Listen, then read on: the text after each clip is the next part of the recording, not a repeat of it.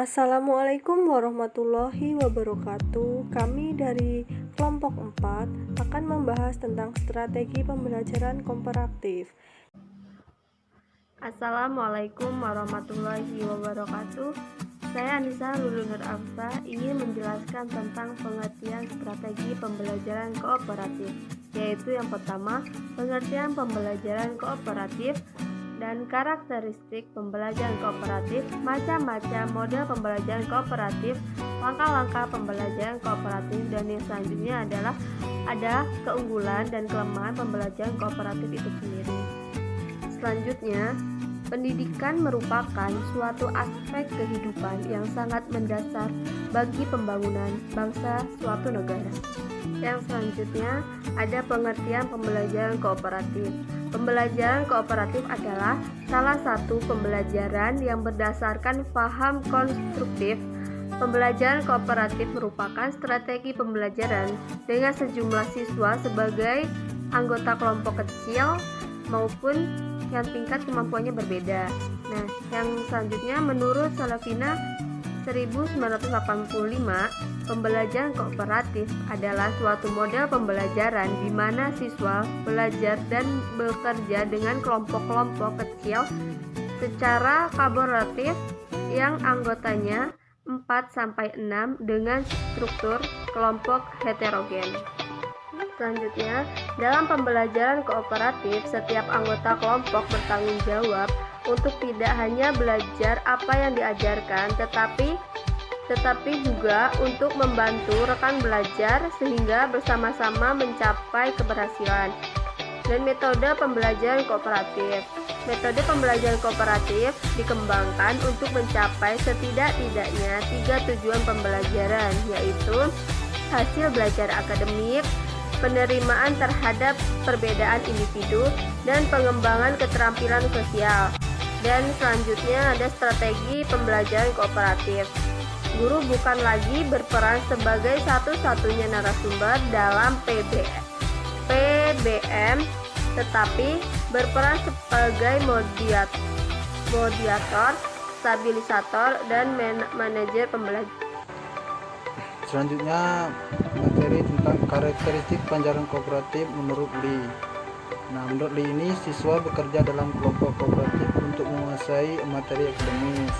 Selanjutnya, anggota dalam kelompok diatur terdiri dari siswa yang berkemampuan rendah, sedang, dan tinggi. Kemudian, jika memungkinkan, masing-masing anggota kelompok kooperatif berbeda suku, budaya, dan jenis kelamin. Nah, selanjutnya sistem penghargaan yang berorientasi kepada kelompok daripada individu. Yang kedua, karakteristik pembelajaran kooperatif menurut Stahl. Pertama, belajar bersama dengan teman. Selama proses belajar terjadi tatap muka antar teman. Kemudian saling mendengarkan pendapat di antara anggota kelompok. Selanjutnya, belajar dari teman sendiri dalam kelompok.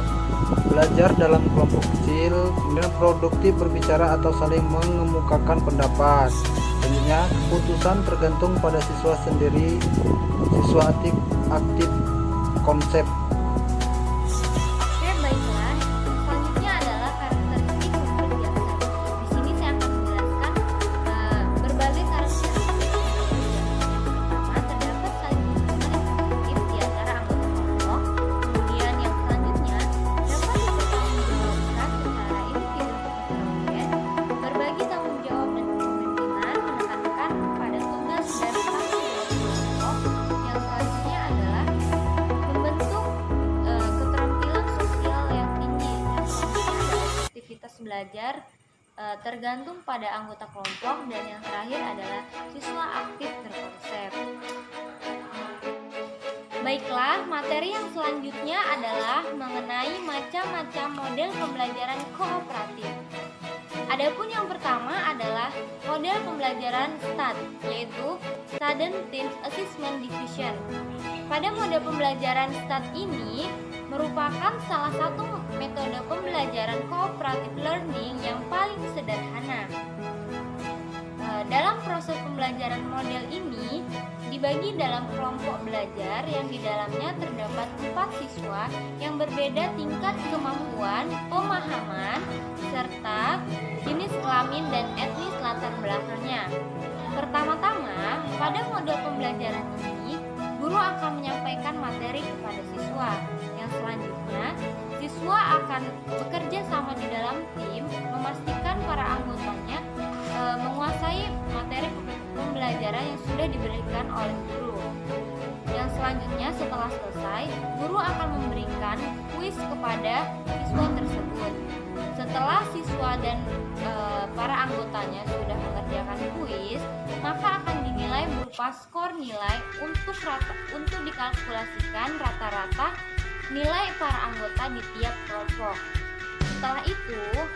Setelah nilai rata-rata akan dikalkulasikan, maka nampaklah kelompok mana yang tinggi tingkat kemampuan dan pemahamannya.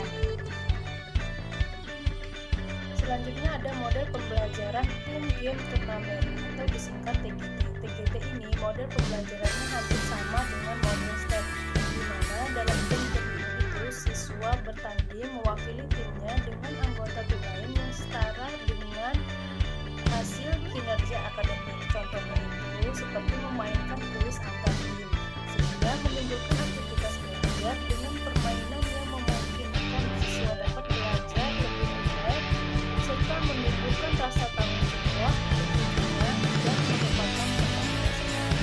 Berikutnya ada model pembelajaran Team Assistant Individualization atau disingkat TAI.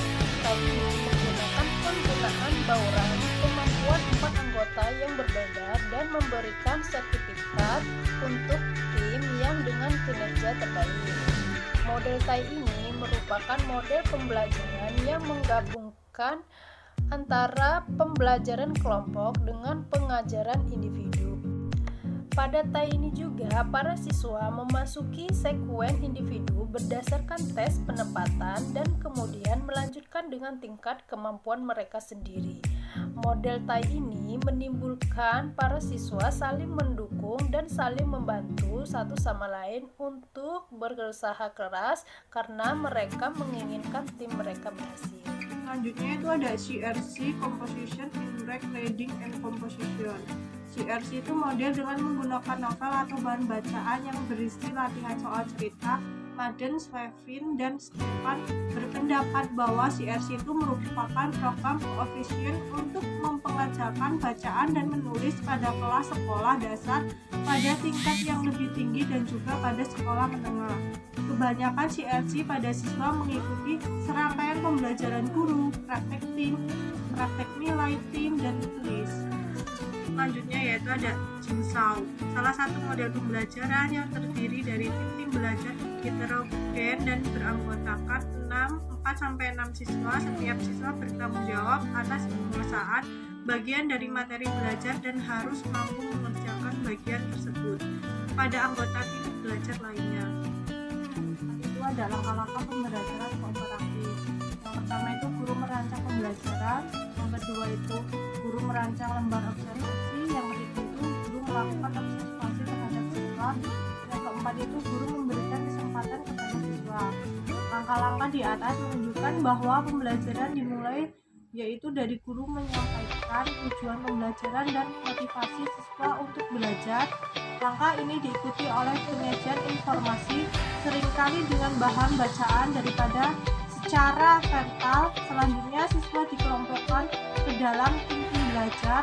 Tahap ini dilakukan dikelompokkan ke dalam tim belajar.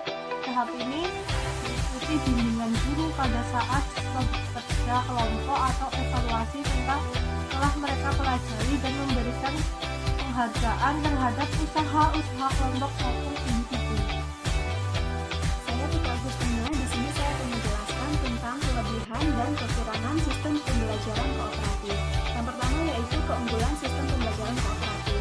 Yang pertama, melalui sistem pembelajaran kooperatif, siswa tidak terlalu bergantung terhadap guru. Yang kedua, sistem pembelajaran ini juga dapat mengembangkan kemampuan mengungkapkan ide serta gagasan peserta didik.